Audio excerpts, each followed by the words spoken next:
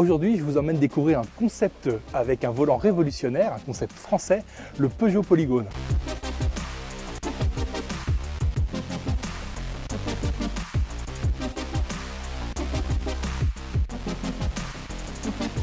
Aujourd'hui, on vous emmène faire un voyage dans le futur. Alors, vous voyez ce nouveau concept, le concept Peugeot Polygone. Il vous paraît déjà original vu de l'extérieur, avec ces lignes qui ne ressemblent à rien de connu. Eh bien, pourtant, ce n'est pas la plus grande particularité de cette voiture. La plus grande particularité, eh bien, elle est à l'intérieur. Cette voiture, elle n'a plus un volant rond, elle a un volant carré et surtout, il n'y a plus de colonne de direction.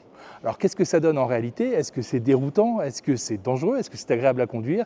Eh bien, pour le savoir, Peugeot nous l'a confié pendant quelques minutes. Nous avons pu faire quelques kilomètres à son volant.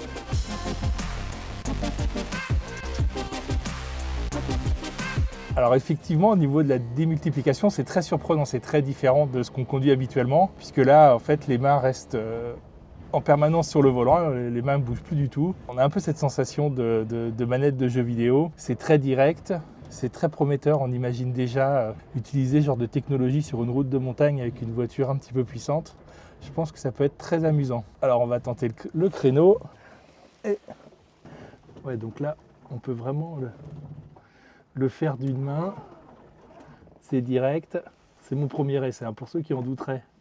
Je ne me suis pas entraîné avant, donc vous voyez que ça se fait impeccablement bien. Alors là, c'est a priori la future génération du iCockpit, hein. Comme vous pouvez le voir, il n'y a plus du tout de combiné d'instrumentation, tout se fait par projection. Dans la continuité de l'Hypersquare, on a une espèce de grande dalle micro LED qui vient se refléter sur le pare-brise. Donc on est tout en affichage tête haute. A priori, ça promet une meilleure lecture, une meilleure perception, plus besoin de changer son regard de direction pour voir, là on a l'autonomie, la vitesse et la position de la boîte de vitesse. Donc une technologie qui devrait apporter un plus en matière de confort, en matière de sécurité. En fait, les premiers mètres avec cette technologie steer-by-wire, c'est-à-dire que en fait, la jonction entre les roues et le volant se fait de manière totalement électronique. Il n'y a plus du tout de colonne de direction. C'est un petit peu déroutant, comme vous pouvez le voir. On ne mouline plus avec le volant, avec la direction. C'est très direct. On a à peine un tour de volant d'une butée à une autre. Alors au début, effectivement, c'est déroutant. On s'y fait assez vite à voir ce que ça donne à des allures plus habituelles. Mais je pense que c'est une technologie un petit peu comme le iCockpit il y a quelques années qui sera déroutante au tout début et puis on s'y fera rapidement et ça devrait être appréciable. Alors cette forme du volant, forcément elle est déroutante, hein. Chers amis comme moi, vous avez toujours conduit des voitures avec des volants ronds ou à peu près ronds. Pour ma part, c'est la première fois que j'ai un volant qui n'est pas vraiment un volant. C'est moins déroutant que ce que je pensais.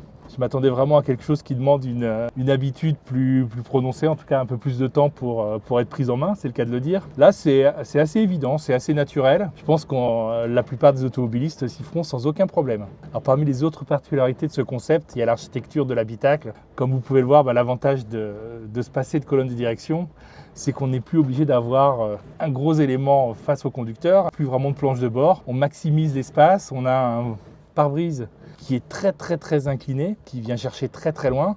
Donc on a vraiment une sensation de luminosité à bord qui est importante. Alors c'est un petit peu mis en avant ici par la présence des porte-papillons dont la partie supérieure est vitrée. Bon, ça, il y a quand même très peu de chances qu'on le voit un jour sur un véhicule de série. Bon, et bien voilà pour ce premier essai de la technologie steer-by-wire. Alors vous voyez, on sort très facilement de ce concept car grâce à la porte papillon. C'est surprenant, mais c'est surprenant positivement. La vraie question maintenant, c'est de savoir si la clientèle sera prête à faire ce saut en avant dans un futur technologique qui Peugeot annonce relativement proche. Vous, qu'est-ce que vous en pensez? Est-ce que c'est quelque chose qui vous séduit? Est-ce que vous dites que ça peut être plus intéressant qu'un volant classique, qu'une direction classique? Répondez-nous en commentaire.